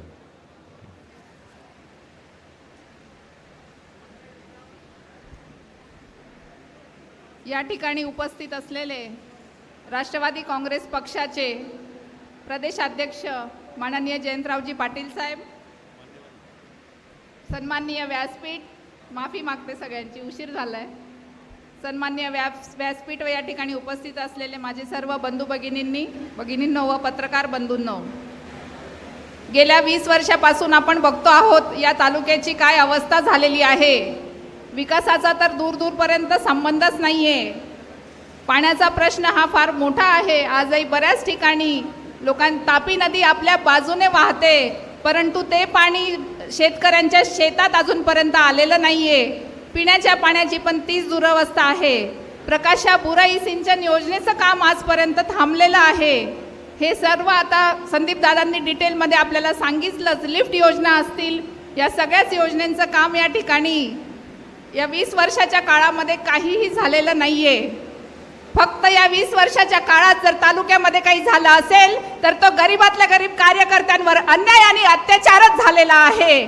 आणि येणाऱ्या काळामध्ये आता भाऊसाहेबांनी परवाच आदरणीय शरदचंद्रजी पवार साहेबांच्या उपस्थितीत पुण्यामध्ये प्रवेश केला।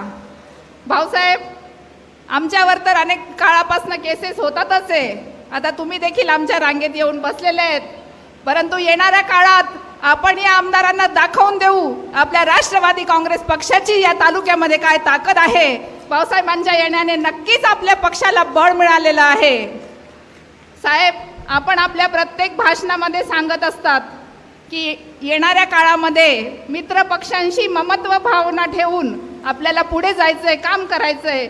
तर आम्ही देखील साहेब येणाऱ्या काळामध्ये सर्व मित्र पक्षांशी ममत्व भावनेने काम करू, ही या ठिकाणी मी आपल्याला ग्वाही देते। व महाविकास आघाडीचा जो देखील उमेदवार असेल त्याच्या पाठीशी पूर्ण ताकदीने उभं राहू, कारण की आपलं एकच लक्ष्य आहे, शिंदखेडा तालुक्यामध्ये परिवर्तन झालं पाहिजे। त्यामुळे मला आयोजकांनी बोलण्याची संधी दिली, मी जास्त वेळ आपला घेणार नाही। मी त्यांचे धन्यवाद मानते। जय हिंद, जय महाराष्ट्र, जय राष्ट्रवादी। अब बारी है कि जब जब जन्म लेती है बेटियां, नए रिश्ते बनाती है बेटियां, माँ की आंचल का सागर होती है बेटियां, माँ की ममता की दरिया होती है बेटियां, अपने घर की रोशनी दूसरे घर को देती है बेटियां, अपना घर छोड़कर दूसरे घर को सजाती है बेटियां, और ससुराल जाए तब बहुत रुलाती भी है बेटियां। और बेटी की कीमत उनसे जाके जरूर पूछे जिनके पास नहीं होती है बेटियां। और एक बेटी हमारे सामने है, रोहिणीताई खड़से, जोरदार ताली। सर धन्यवाद। आजच्या आपल्या निष्ठावंतांच्या मेळाव्या प्रसंगी व्यासपीठावर उपस्थित असलेले जे सगळ्यांचे नेते, राष्ट्रवादी काँग्रेस शरदचंद्र पवार पक्षाचे प्रांत अध्यक्ष आदरणीय जयंतराव पाटील साहेब, ज्यांनी आपल्याला मार्गदर्शन केलं, ते युवकांचे प्रदेशाध्यक्ष आदरणीय महबूब भाई शेख, इथे उपस्थित असलेले ज्यांनी 2 दिवस आधीच राष्ट्रवादी काँग्रेस पक्षामध्ये प्रवेश केला आहे, ते आदरणीय कामराजदादा निकम, संदीपदादा बेंडसे, इथे उपस्थित असलेले व्यासपीठावर उपस्थित असलेले सर्व मान्यवर, आणि खरं ज्यांच्या भेटीसाठी आम्ही सगळे इथे आलेलो आहोत ते सगळे तोला मोलाचे नेतेगण, पदाधिकारी, आपल्या जिल्ह्यातील बंधू आणि भगिनींनो आणि पत्रकार बंधूंनो,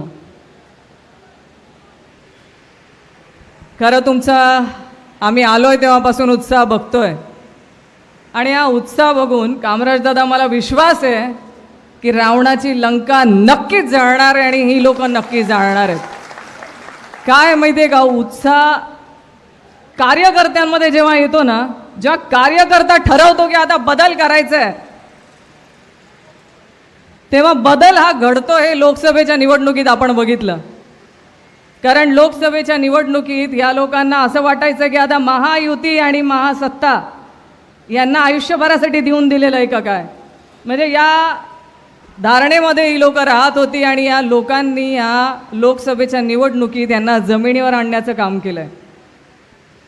आणि तुमच्यासारखी लोक आता पक्षात आलंय. दादा, तुम्ही आणि आम्ही म्हणजे आपल्या दोघांचे जुना पक्ष सारखाच आहे.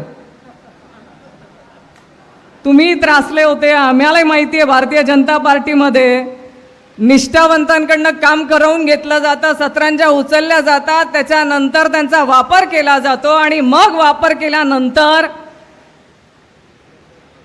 जे होतं ते त्याचे उदाहरण आता कामराजदादा आणि आम्ही आदरणीय पवार साहेबांच्या नेतृत्वात इथे काम करतोय. कारण आम्हाला माहिती आहे की आत्ता भारतीय जनता पार्टीमध्ये बाहेरून आलेल्यांना संधी आहे, बाहेरून आलेल्यांना पदं दिली जातील आणि ज्यांनी निष्ठेने काम केलेलं आहे आता त्यांची गरज राहिलेली नाही. पण ही गरज आता त्यांना कदाचित आत्ता जाणवायला लागली आहे. त्यांना आता कुठेतरी लोकसभेच्या निवडणुकीमध्ये त्यांना असं वाटतं आहे की आता नकोय, आता आपली जुन्या लोकांची आठवण यायला लागली आहेत, म्हणून आता पंकजाताईंसारख्या नेत्यांना त्यांनी आमदारकी देऊन थोडंसं फाटलेलं शिवायचा प्रयत्न केला आहे. पण आता जो हौद से गई वो बूंद से नहीं आती, किंवा जो बूंद से गई वो हौद से नहीं आती, बराबर ना. एकदा गेली ती गेली आता. पण मला तुमच्या सगळ्यांवरती विश्वास आहे की तुम्ही येत्या विधानसभेला जे आपण ठरवून या पक्षामध्ये आलात की आत्ता आपल्याला इथे बदल करायचा आहे ते तुम्ही नक्की करायला मला विश्वास आहे. कारण जो पक्ष उमेदवार देईल त्या उमेदवाराच्या पाठीशी उभं राहून आपल्याला इथे बदल करायचा आहे आणि महाविकास आघाडीची आपल्याला सत्ता आणायची आहे.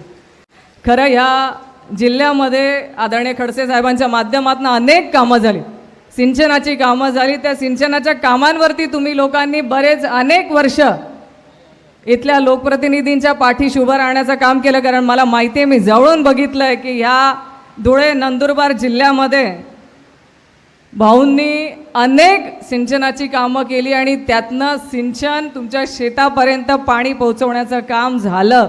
पण त्यातही भाऊंचा पाटबंधारे मंत्री पदावरून ते पाय उतार झाल्यानंतर आदरणीय जयंत पाटील साहेबांच्या नेतृत्वात देखील या जिल्ह्यांसाठी त्यांनी निधी देण्याचं काम केलं आणि त्यांच्या नेतृत्वात काम झालं. पण आत्ता या काही वर्षांमध्ये तुम्ही बघितलं असेल तर सगळं काम थंडावलं आहे. कुठेही सिंचनाच्या बाबतीतलं काम आपल्याला बघायला मिळत नाही आहे. आणि हेच येत्या निवडणुकीच्या माध्यमातून आपल्याला दाखवून द्यायचं आहे आणि आपल्या हक्काचा आमदार आपल्याला इथे निवडून द्यायचा आहे. कारण जोपर्यंत तुम्ही हक्काचा आमदार निवडून देणार नाहीत तुमचे प्रश्न मार्गी लागणार नाहीत. आणि तुम्हाला सगळ्यांना विनंती करणार आहे, लोकसभेच्या निवडणुकीनंतर आता प्रत्येकाला असं वाटायला लागलं आहे, म्हणजे सरकारचं तुम्ही आता बघितलं असेल तर सरकारला भीती वाटायला लागली आहे. ती भीती तुम्ही प्रत्येकाने अनुभवली असेल. कारण आता वेगवेगळ्या योजना जाहीर करणं सुरू आहे. म्हणजे पहिले लाडकी बहीण योजना आणली, मग लाडका भाऊ योजना आणली, आता थोड्या दिवसात अजून कुठल्या योजना आणतील सांगता येत नाही. माझ्या माता भगिनी इथे बसलेल्या आहेत, फार विचार करून येताना मतदान करायचं आहे. बघा, 1500 रुपये ते आपल्याला देणार आहेत. 1500 म्हणजे दिवसाला 50 रुपये. पण हाच पैसा तुमच्या स्वतःच्या खिशातनं जातोय का याचाही विचार करा. म्हणजे माझ्या माता भगिनींच्या काचेच्या बांगड्या आपण घालतो ना, या काचेच्या बांगड्यांवरती पण आपण 18% GST भरतो. सिलेंडरच्या किमती 4 पटीने वाढल्या आहेत. या 10 वर्षामध्ये सिलेंडरच्या किमती या जर 4 पटीने वाढल्या असेल तर तुमच्या खिशातला पैसा घेतला जातोय ना. तुमच्या शेतकरी बांधवांच्या खतांवरती, बियाण्यांवरती, जे तुम्ही खतं बियाण्यांवरती तुम्ही बिलं भरतात त्याच्यावर 18% GST तुम्ही लोक भरतायत. तुमच्या खिशातला पैसा काढला जातोय. आज पेट्रोल असेल, डिझेल असेल, प्रत्येक गोष्टीची महागाई वाढलेली आहे. मग हा तुमचाच पैसा आहे ना. म्हणजे आवळा द्यायचा आणि कोहळा काढायचा, म्हणजे तुमचाच पैसा घ्यायचा. जो घेतलाय तो तुम्हाला तुटपुंच्या रकमेमध्ये परत करायचं. बरं, आता युवकांना सांगितलं म्हणे आम्ही लाडका भाऊ योजना आणली. ही 2-4 महिन्याची योजना आहे. लाडका भाऊ, लाडकी बहीण, तुम्हाला खरंच सांगते, एकदा निवडणुका झाल्या की काय ह्या योजनांच्या बाबतीमधलं भविष्य अजूनही सांगता येणार नाही. आपलं सरकार आलं महाविकास आघाडीचं तर नक्कीच आपण या पुढे नेऊ. पण यांनी ज्या जाहीर केलेल्या आहेत, आम्हाला तुम्हाला हेच सांगायचं आहे की हे लक्ष ठेवा. तुमच्या खिशाला कापून हा पैसा जास्त रक्कम काढायची आणि कमी रक्कम द्यायची आणि तुमचं समाधान करायचं. तायांनो, माझी तुम्हाला विनंती आहे, आज प्रत्येक घरामध्ये आपण बहिणी, माता भगिनींना फार त्रास आहे. सगळ्यात जास्त त्रास आहे की आज आपल्या गावागावामध्ये दारूची दुकानं वाढली आहेत ना. म्हणजे तुमच्या मुलांना रोजगार उपलब्ध करून द्यायचा नाही, तुमच्या मुलांना बेरोजगार ठेवायचं, त्यांना दारूच्या आहारी लावायचं, मोठे मोठे दुकानं तिथे काढायचे. तुमच्याच घरातल्या मुलं तिकडे गेल्यानंतर तुमची पुढची पिढी बर्बाद करायची आणि शेवटी तुम्हाला सांगायचं तुम्ही आमच्या लाडक्या बहीण आहात, हे 1500 रुपये घ्या आणि येत्या 2024ला आम्हाला मतदान करा. चालणार आहे का हो? यांना आले ना पुढच्या वेळेस की ते 1500 रुपये घ्यायचे, नाही म्हणायचं नाही, आपलाच पैसा आहे.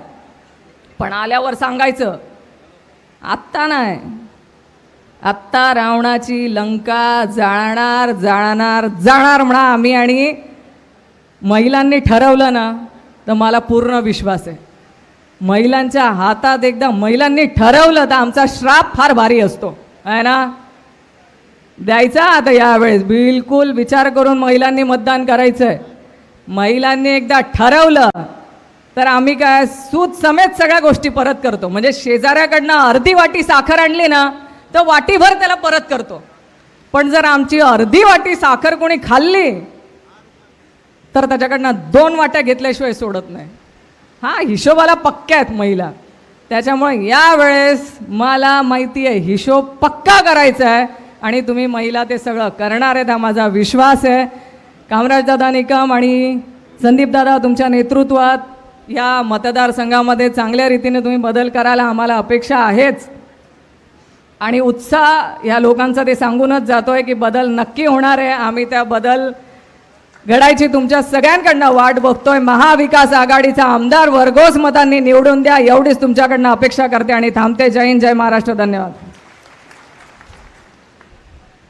ज्यांची आपण आतुरतेने अनेक तासापासून वाट पाहिली ते महाराष्ट्राचं एक उज्ज्वल नेतृत्व, राष्ट्रवादी काँग्रेस पक्षाचे शरद पवार गटाचे प्रदेशाध्यक्ष माननीय जयंतरावजी पाटील साहेब, जोरदार टाळीच्या गजरामध्ये आपण स्वागत करूया.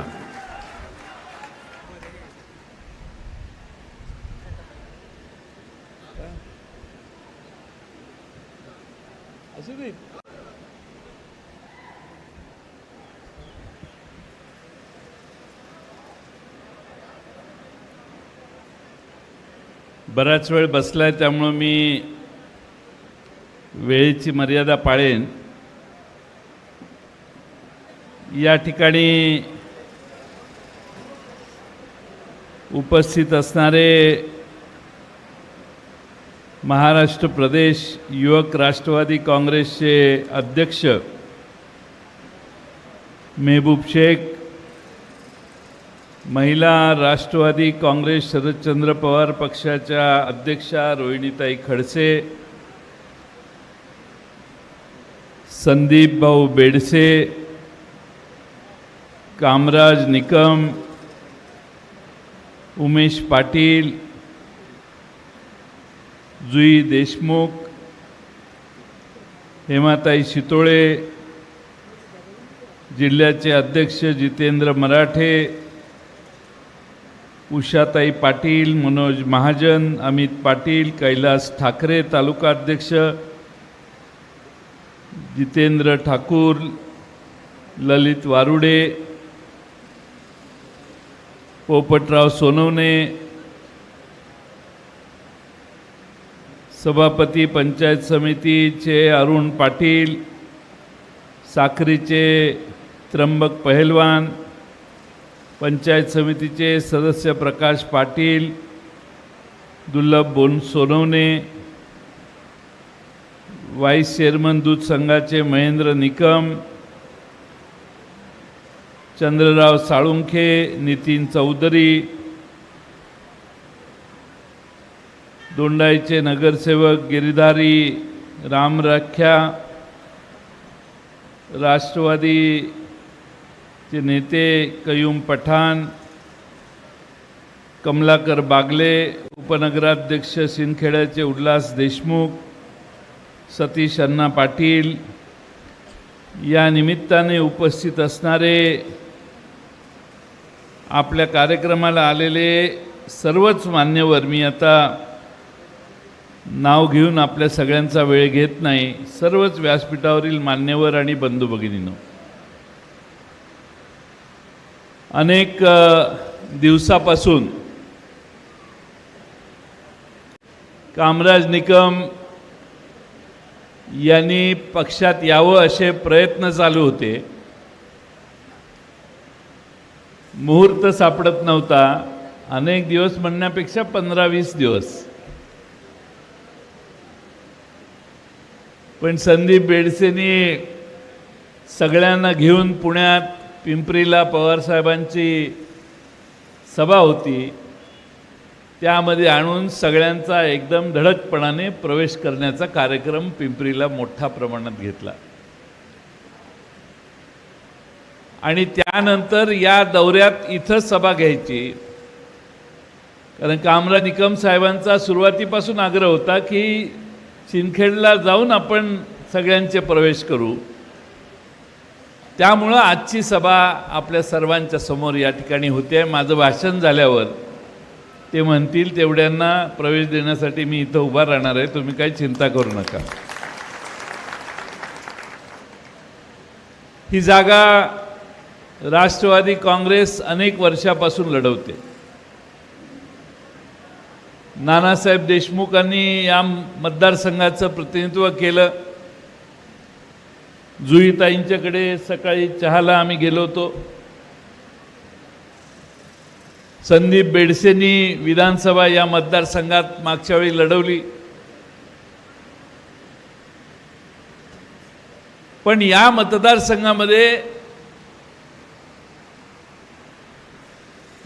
आणखीन एक आमचे मित्र आमच्या पक्षात आलेले होते.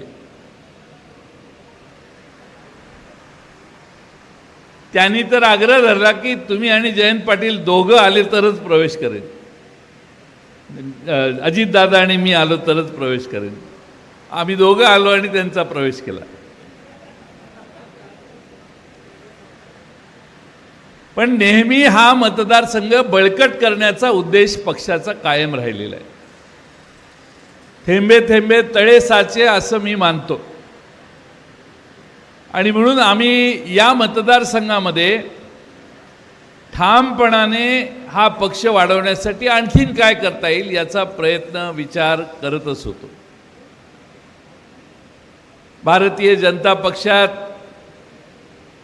खरे निष्ठावंत जे आहेत त्यांची किती ससेहोलपट व्हायला लागलेली आहे. या पोलिसांना बसायला खुर्च्या द्या, बिचारे किती वेळ माझं भाषण ऐकणार. बसा ना, अहो बसा,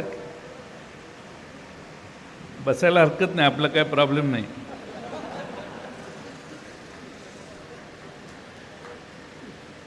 पण या मतदारसंघामध्ये काही विकासाची कामं जेव्हा जेव्हा संदीप भैयाने मांडली, मागच्या 2.5 वर्षात मी महाराष्ट्राच्या विधानसभेत होतो, त्यावेळी 22 उपसा सिंचन योजनेच्यासाठी 115 कोटीची सुप्रमा दिली. सिंदखेडा तालुक्यातील 8 उपसा सिंचन योजनेपैकी 4 योजनांचं काम आता जवळपास 90% पूर्ण झालेलं आहे.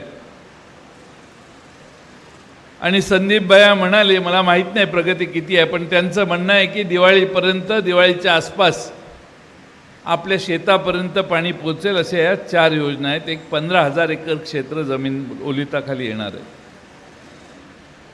जवळपास 22 गावांना फायदा होणार आहे आपल्या तालुक्यातल्या. मधल्या काळामध्ये 86 गावांच्या पाणी पुरवठा योजनेसाठी 304 कोटीची योजना आमच्या सरकारनं मंजूर केली. त्यासाठी अमरावती धरणातून 7 किलोमीटर कालव्याने पाणी बल्लाने धरणात सोडणं, या कामासाठी जवळपास 15.25 कोटी रुपये देखील त्यावेळी मी मंजूर केलेले. मला आजही आठवते, अजून 90%च काम पूर्ण झालं. आणि या भागाला सगळ्यात मोठं वरदान ठरणाऱ्या प्रकाशा बुराई उपसा सिंचन योजनेला देखील मीच या खात्याचा मंत्री असताना सुधारित प्रशासकीय मान्यता देण्याचं काम झालं. मी चौकशी केली यावर्षी किती पैसे दिले, कारण आमचं सरकार नंतर गेलं. पण कामराज निकम साहेबांनी आणि संदीप भैयांनी मला सांगितलं की यावर्षी काय बजेटमध्ये पैसे आले नाहीत, केंद्राकडे पैसे मागितले आहेत आणि ते आल्यानंतर पुढं त्याच्यावर पावलं पडतील. पण या मतदारसंघात लाखभर लाखो हेक्टर जमीन पाण्याखाली येणार असेल आणि यांचं सरकार जवळपास 1.5-2 वर्ष सत्तेत असेल, तर 2 बजेट झाली. या वर्षी तर राज्याच्या अर्थमंत्र्यांनी 3 वेळा बजेट मांडलं. 2 बजेट आणि 1 पुरवणी मागणी. ती पुरवणी मागणी देखील 94,000 कोटीची होती. आणि त्यामुळं आपल्या या योजनेला प्रकाशा बुराईमध्ये राज्य सरकारमधून काही पैसे 50, 100, 200 कोटी रुपये दिले असते तर बरीच गती मिळाली असती. पण आता केंद्राची मान्यता येणार, केंद्राची आर्थिक परिस्थिती कशी आहे त्यावर तिकडनं पैसे सुटणार आणि मग आपलं काम होणार. परिस्थिती विलंब होण्याचीच आहे असं चित्र दिसतंय. मला आपल्या चेहऱ्यावर एक वेगळा भाव आज इथं आल्यावर पाहायला मिळतोय. तो म्हणजे या विधानसभा मतदारसंघात आपला आमदार होणार.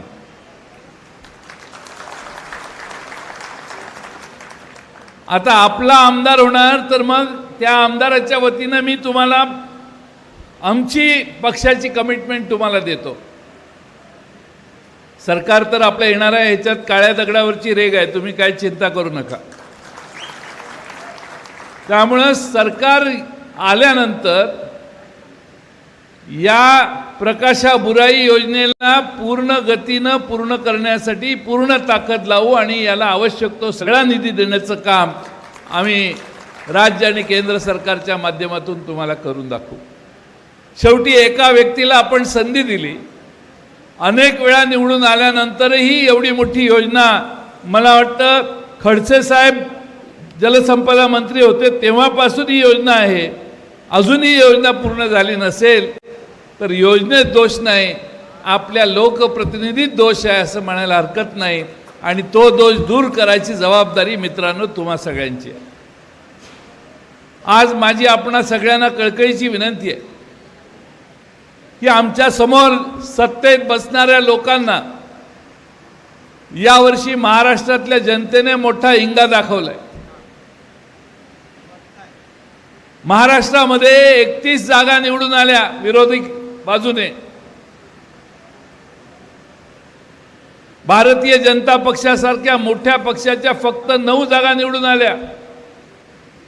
माझी सातारची जागा निवडून आली असती तर माझा देखील भारतीय जनता पक्ष एवढा मोठा पक्ष झाला असं मी सांगू शकलो असतो.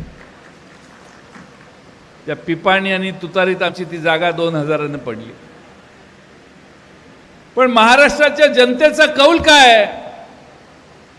महाराष्ट्रातल्या जनतेचा कौल आहे की हे महाराष्ट्रातलं भ्रष्ट सरकार घालवा आणि नव्या विचाराची महाविकास आघाडी एकत्रित एकसंघपणाने उभा करून त्यांच्या मागे आपण उभा राहूया. लोकसभेच्या निवडणुका तर लोकांनीच हातात घेतल्या. पवार साहेबांचा पक्ष फोडला, उद्धव ठाकरेंचा पक्ष फोडला, 2 मराठी माणसांचा पक्ष फोडण्याचं पाप भारतीय जनता पक्षाने केलं. आणि हे सगळे फोडले, ते नेऊन तिकडं मंत्री केले. मगाशी रोहिणीताई म्हटल्या, हे सत्य आहे की भारतीय जनता पक्षामध्ये निष्ठावंताची कदर होत नाही. या मतदारसंघातले लोकप्रतिनिधी आधी वेगळ्या पक्षात होते, त्याच्या आधीपासून कामराज निकम जिल्हा परिषदेचे 92 सालापासून सदस्य भारतीय जनता पक्षाचे होते. मग ओरिजिनल कोण आहे?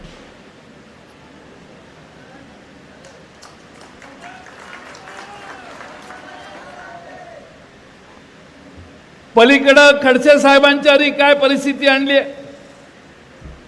ठीक आहे, आता ते काही अडचणी झाल्या, पण महाराष्ट्रातल्या निष्ठावंत लोकांना खड्यासारखं बाजूला करून स्वतःची टोळी तयार करण्यात काही लोकांना यश महाराष्ट्रात भारतीय जनता पक्षामध्ये आलं आहे. आणि हाच खऱ्या अर्थानं भारतीय जनता पक्षात उद्रेक आहे. आज कामराज निकम एवढा जुना पक्ष सोडून आमच्या पुढे आले, कारण त्यांना खात्री झालेली आहे की आपल्याला भारतीय जनता पक्ष न्याय देऊ शकणार नाही. आम्हाला आणखीन 5-50 वर्ष सतरंजा उचलायचं काम लागेल, पण आम्हाला न्याय मिळणार नाही, अशी भावना झालेले महाराष्ट्रामध्ये भारतीय जनता पक्षाची 2री, 3री आणि 4थी फळी फार मोठ्या प्रमाणात आहे. त्याला आता लोकसभेच्या निमित्तानं वाचा फुटलेली आहे. भारतीय जनता पक्षातल्या खऱ्या कार्यकर्त्यांच्यावर प्रचंड अन्याय होतोय आणि भाड्याने आणलेले, पाहुणे म्हणून आणलेले, दुसऱ्या पक्षातनं धमक्या देऊन आणलेले अशांना डोक्यावर बसवण्याचं काम भारतीय जनता पक्षाने त्यांच्या स्वतःच्या निष्ठेच्या लोकांच्या, कार्यकर्त्यांच्या डोक्यावर बसवण्याचं काम केलेलं आहे. मी आपल्याला यासाठी सांगतो की भारतीय जनता पक्ष एकदा 2 खासदार होते. 2 खासदाराचे दुसऱ्या निवडणुकीला कितीतरी खासदार वाढले. का?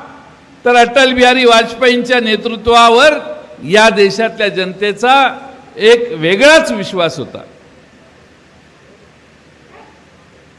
पण 400 पार करायला निघालेले त्यांना या देशातल्या तुम्ही लोकांनी 240 वर थांबवले.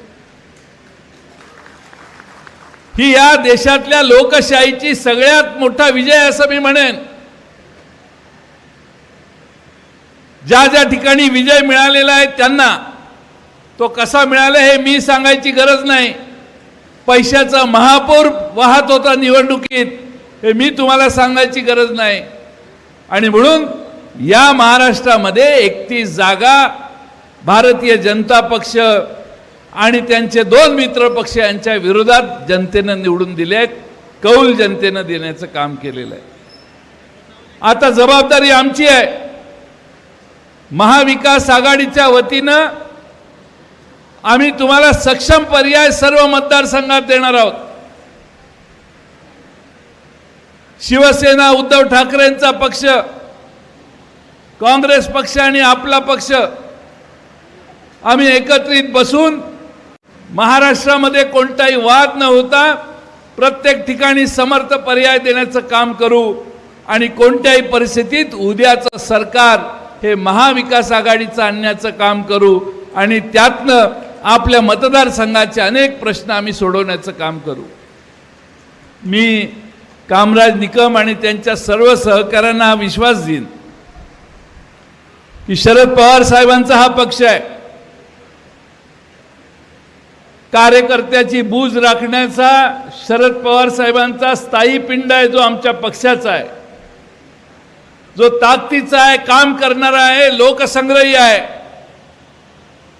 त्याला मोकळं आमच्या पक्षात कोणी ठेवत नाही, तुम्ही काही चिंता करू नका. आम्ही आता महाराष्ट्रामध्ये आमचा पक्ष मोकळा झाल्यावर अशी प्रत्येक मतदारसंघात कोण कोण आहेत त्यांना हुडकण्याचं काम करतो. आणखीन पुढच्या काही दिवसात आणखीन काही लोक पक्षात येतील. ते आमदारच असले पाहिजे तसं नाही आहे. आमच्या पक्षातनं तिकडे गेलेले आहेत तेच परत येतील असंही नाही आहे. आम्ही नवे चेहरे पुढे आणण्याचा प्रयत्न करतोय, जेणेकरून महाराष्ट्रातल्या जनतेला आम्ही देखील बदल केलेला आहे आणि नव्या रक्ताला संधी देतोय. हा संदेश देखील महाराष्ट्रातल्या जनतेला पवार साहेबांना द्यायचा आहे. आज खरं म्हणजे आपण सगळ्यांनी या ठिकाणी हा प्रवेशाचा कार्यक्रम फार मोठ्या प्रमाणात ठेवला. मी आत्तापर्यंत जेव्हा जेव्हा आलो मला वाटत नाही की एवढ्या मोठ्या प्रमाणात लोक सभेला गोळा झालेली होती आणि एवढा उत्स्फूर्तपणा लोकांच्यात होता. ज्या उत्साहानं तुम्ही आज या ठिकाणी भर पावसात इथे येऊन बसलेला आहात, तुम्हा सगळ्यांचे आभार मानावेत तेवढे थोडं आहे. पण पुढचे 2-2.5 महिने मित्रांनो फार महत्त्वाचे आहे. हे पुढचे 2-2.5 महिने तुम्ही सगळ्यांनी जागृत राहायला पाहिजे. पोलीस तुम्हाला अटक करतील, 307 लावतील, ह्या सगळ्या गोष्टी तुम्ही आम्हाला सांगताय. ते चित्र आता हळूहळू बदलायला लागेल. सरकारी अधिकाऱ्यांना आणि कर्मचाऱ्यांना सत्ता कुणाची येते याचा फार आधी अंदाज येतो. त्यामुळे तुमचं हळूहळू स्वागत पोलीस स्टेशनमध्ये देखील होईल. तुमच्यावर 307 खोटे. मी तर ऐकलं की महिनाभरापूर्वी त्यांचा पीए ज्याला अरेस्ट झाली आहे, तुरुंगात आहे, त्याला लॉकअपमधून बाहेर काढून मारत होता, अशी देखील मला कोणीतरी माहिती दिली. लॉकअपमधून बाहेर काढायची परवानगी देणारा पोलीस आहे ना, तो नोकरीत राहणार नाही याची काळजी आम्ही सगळे घेऊ. लॉकअपमधून पोलीस त्याला बाहेर काढून देतात आणि आमच्या कोणाचाही असेल, सामान्य नागरिक असेल, त्याला बाहेर येऊन आमदारांचे पीए किंवा कोणी संबंधित आहेत ते येऊन जर मारहाण करत असतील तर याच्यासारखी गोष्ट गंभीर नाही. तुम्ही 4 पोलिसांचे प्रतिनिधी आहात. मगाशी म्हणत होतो बसा जरा, तुम्ही संदेश द्या. कायद्याचं राज्य असलं पाहिजे. आमच्याकडून चुकीच्या गोष्टी आम्ही अपेक्षाच कधी करत नाही.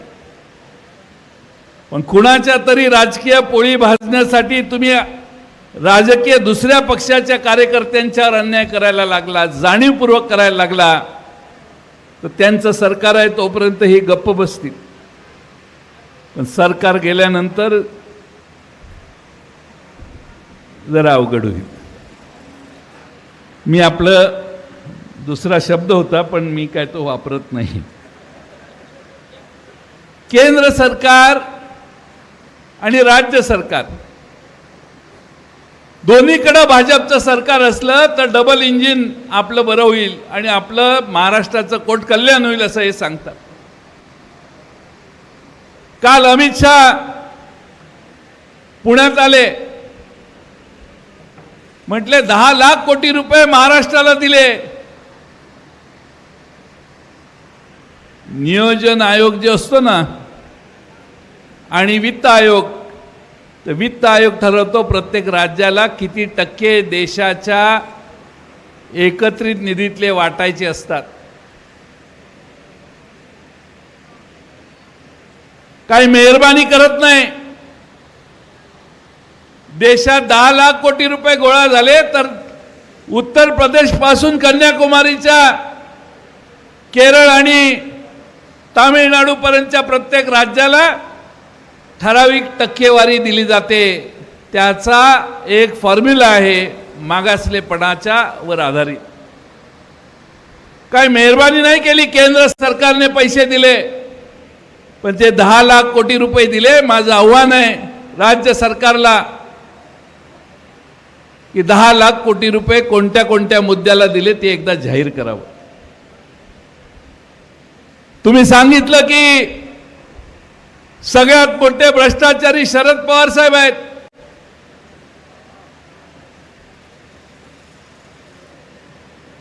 तुम्ही शरद पवार साहेबांच्याकडे बघून हे सांगता, त्यावेळी तुमच्या शेजारी पाजारी जे बसलेले आहेत ना, त्यांच्यावर तुम्ही आरोप केले, ते आता तुम्ही कडेवर घेऊन बसलेला आहात. शरद पवार हा माणूस, हा नेता स्वच्छ आहे, पारदर्शी आहे, कुणी त्यांच्याकडे बोट करून वर बघू शकत नाही आणि त्यांना प्रश्न विचारू शकत नाही. आजपर्यंतच्या त्यांच्या 50-60 वर्षाच्या राजकीय कारकिर्दीत अशी कोणतीही घटना घडलेली नाही. कायद्यानं त्यांनी कधी चुकीच्या गोष्टी केलेल्या नाहीत. आणि म्हणून शरद पवार साहेब आजही महाराष्ट्राचा आत्मा आहेत आणि तो आत्मा आहेत हे यांना कळत नाही. मोदींनी त्यांना भटकती आत्मा म्हटलं, आता हे म्हणतात भ्रष्टाचारी.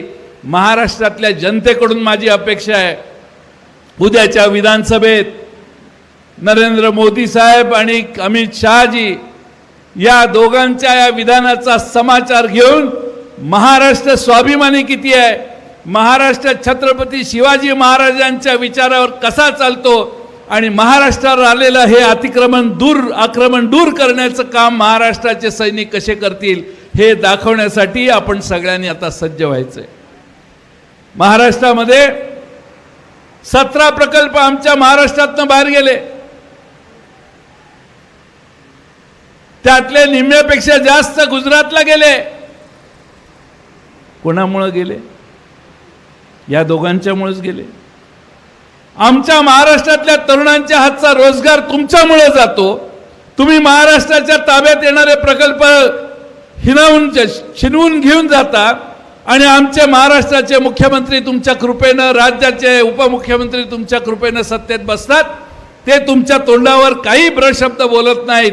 आमच्या महाराष्ट्राचं आज नुकसान आमच्या या सरकारमुळे होत आहे. यांची तुमच्या विरोधी बोलायची ताकद नाही आणि महाराष्ट्राचे एक उद्योग आता गुजरातमध्ये नेण्याचं पाप जर तुम्ही करत असाल तर या दोघांनाही महाराष्ट्रात येऊन शरद पवार साहेबांच्यावर आणि उद्धव ठाकरेंच्यावर टीका करण्याचा कोणताही अधिकार नैतिकतेने आहे असं मला वाटत नाही. आज खरं म्हणजे महाराष्ट्राचा नंबर किती आहे? एक काळ असा होता महाराष्ट्र 3ऱ्या, 4थ्या, 2ऱ्या नंबरवर होता. महाराष्ट्र 1ल्या, 2ऱ्या, 3ऱ्या नंबरवर होता. पण दुर्दैवाने आज महाराष्ट्र 11व्या नंबरवर खाली घसरलेला आहे. हे जयंत पाटील सांगत नाही, केंद्रीय नियोजन आयोगाने आकडेवारी सांगितलेली आहे की महाराष्ट्र कसा घसरायला लागलेला आहे. जेव्हापासून राज्याचे 14 साली सरकार बदललं महाराष्ट्रातलं आणि देवेंद्र फडणवीस यावेळी महाराष्ट्राचे मुख्यमंत्री झाले, त्यानंतर फक्त 2ऱ्या वर्षी गुजरात सरकारची प्रगती ही महाराष्ट्राच्या पेक्षा पुढे गेली. तेव्हा जेव्हा एकदा गुजरात आमच्या पुढे गेला तो आतापर्यंत मागे आलेला नाही. आम्ही गुजरातच्या मागेच आहोत. हे जयंत पाटील सांगत नाही, हे केंद्रीय नियोजन मंडळाने सांगितलेलं आहे, आकडेवारी आहे. यांच्या हातात जर आणखीन सरकार राहिलं तर आणखीन 2-4 राज्य आपल्या पुढे गेल्याशिवाय राहणार नाहीत. आणि आता लोकसभेचा निकाल लागलेला आहे. सरकारच्या पायाखालची वाळू हललेली आहे. घाबरलेलं सरकार पाहिजे त्या घोषणा करते. मी एके ठिकाणी सांगितलं, हे चंद्र मागितला तुम्ही तर चंद्रही आणून देतो म्हणते.